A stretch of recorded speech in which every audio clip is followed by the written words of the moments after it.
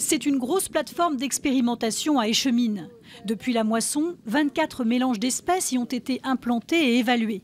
Pour prolonger le test, les agriculteurs qui l'animent ont convié leurs collègues à un moment important. Sans abîmer le sol, des machines morcellent ces cultures intermédiaires, souvent des légumineuses. La plante, quand elle va se dégrader, elle va relâcher de l'azote et la culture qu'on met derrière va profiter de cet azote. Et ça, c'est autant d'azote et d'engrais qu'on ne va pas mettre. Des élèves du lycée agricole de Sainte-Maure profitent de ce rassemblement pour s'exercer au diagnostic d'un sol. L'agriculture de conservation prône de ne pas labourer les sols en maîtrisant les cultures intermédiaires. Comme beaucoup de jeunes, Alexandre s'y intéresse, sachant que le glyphosate doit être interdit d'ici 3 ans. J'y pense, oui, mais après c'est des techniques à étudier. Après c'est c'est des cultures auxquelles on pense avec la diminution des produits phyto vers l'avenir. On va aller plus vers une agriculture plus propre, plus verte.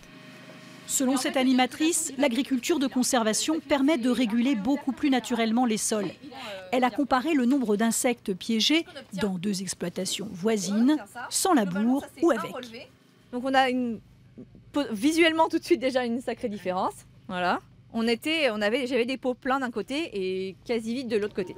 Les coléoptères dénichés jouent le rôle de prédateurs pour les limaces et cela intéresse de plus en plus d'agriculteurs. Pour le moment, 10% des agriculteurs du groupement de l'Ouest au Bois pratiquent l'agriculture de conservation.